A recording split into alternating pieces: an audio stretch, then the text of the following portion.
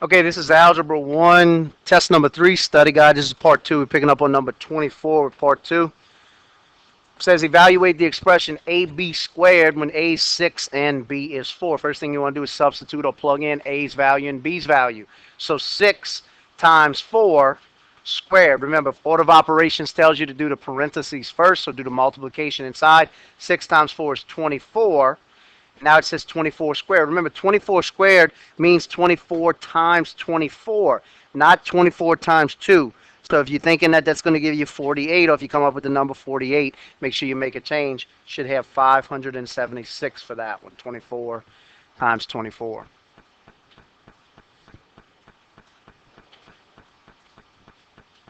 25 says use the formula C equals 5 over 9 times F minus 32 to convert temperature in degrees Fahrenheit F to temperature in degrees Celsius C. What is 77 degrees Fahrenheit in degrees Celsius? And it tells us to round to the nearest tenth. So what you need to do, first thing you want to do is plug that number in place of 77 degrees Fahrenheit. Plug it in where the F is. So C equals 5 over 9 times 77 minus 32. So do what's inside parentheses first. 77 minus 32 is going to be 45. So now we have C equals 5 over 9 times that. So we have fractions, and we could create a fraction out of every number by putting it over 1. We are multiplying two sets of fractions. Now this is much easier if you cross-cancel this. What that means is you say the number 9 is a factor of both itself and 45. It's going to make our numbers a lot smaller. 9 goes into itself 1 time, and it goes into 45 5 times. Notice we went from having a number 5 times 45. Now we're only multiplying a number 5 times 5. When you multiply 5 times 5, C is equal to 25 over 1, which is simply 25 degrees Celsius. 26 says 2 times 12 minus 2 squared divided by 5. That looks like a plus on your paper. Make sure you note that that's a division sign. Do the innermost set of grouping symbols first. We have two sets. We have brackets and we have parentheses. Do the innermost ones. 12 minus 2 is first. 12 minus 2 is 10. That squared divided by 5 is still inside of its own set of grouping symbols. 10 squared means 10 times itself 2 times, or 100 divided by 5 is still inside of a grouping symbol. Notice I just converted the brackets into parentheses. 100 divided by 5 is the number 20, which is right next to the number 2. So when you simplify this, 40 is what you should get. Again, that's working your order of operations. You should get the number 40.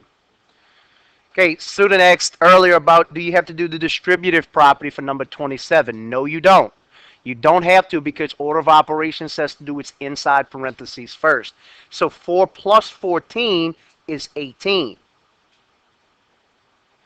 Divided by 6 minus 5 is 1. Do 8 minus 18. 8 times 8 is 64. 8 times 1 is 8 plus 6 is 144 divided by 1, which simplifies to 144.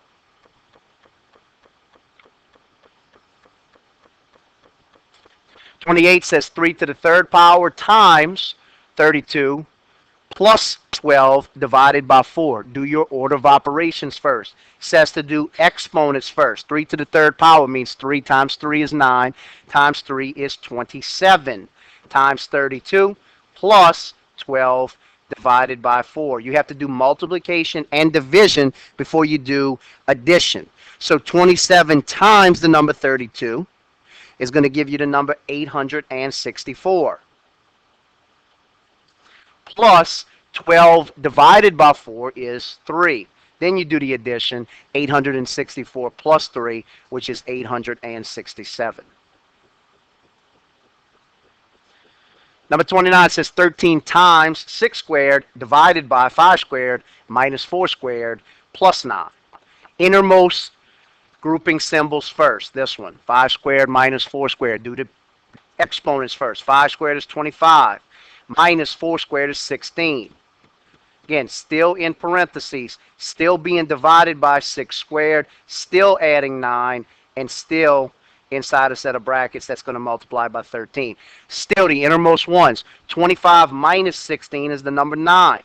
So now we have 6 squared divided by the number 9 plus 9. And again, all of that is still inside of the parentheses, inside of the grouping symbols.